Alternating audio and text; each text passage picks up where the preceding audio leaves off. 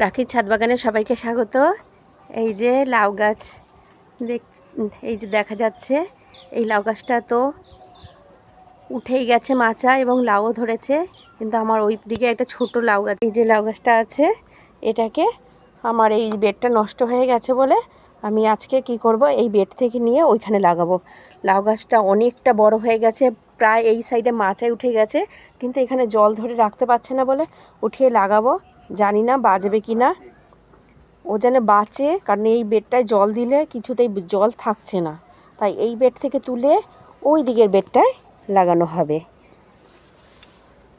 এই যে লাউ গাছের গোড়াটা তুলে নেওয়া হলো, তুলে নিয়ে আস্তে আস্তে করে ছাড়াতে হবে। বিভিন্ন আঁকড়া আছে, আঁকড়াগুলোকে ছাড়িয়ে নিয়ে ওই দিকে নিয়ে লাগাতে হবে।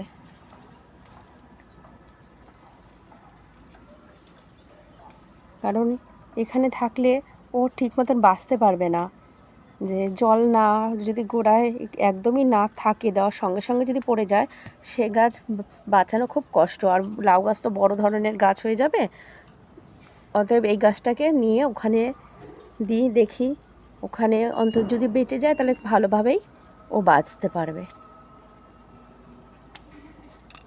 এই আঁকড়া সব কিছু ছাড়িয়ে নেওয়া হলো।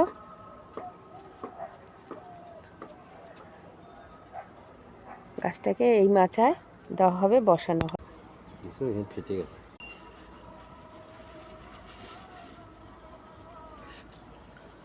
গাছের গোড়াটা বসিয়ে দেওয়া হলো।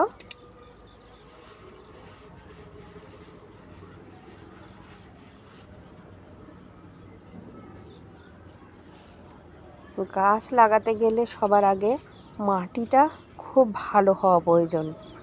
আর আমার এই বাগানে মাটি কিন্তু বলতে গেলে খুবই কম, সব সবজির খোসা। আমি কিন্তু কোনো গোবর সার বা অন্য কিছু ইউজ করি না, শুধু সবজির খোসা। বাড়িতে যত সবজির খোসা হয় সেই খোসাগুলোই কিন্তু আমার দিয়ে দেওয়া হয়। এই খোসাগুলো থেকেই আস্তে আস্তে করে গাছ হয়, যেটা মাচায় তুলে দেওয়া হবে।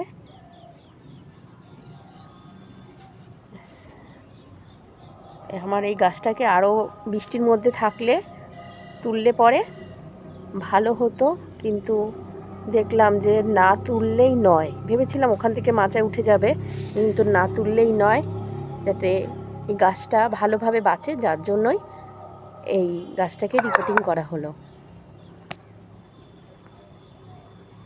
এই লাউ গাছ লাগানো যদি আপনাদের ভালো লাগে তাই সাবস্ক্রাইব করে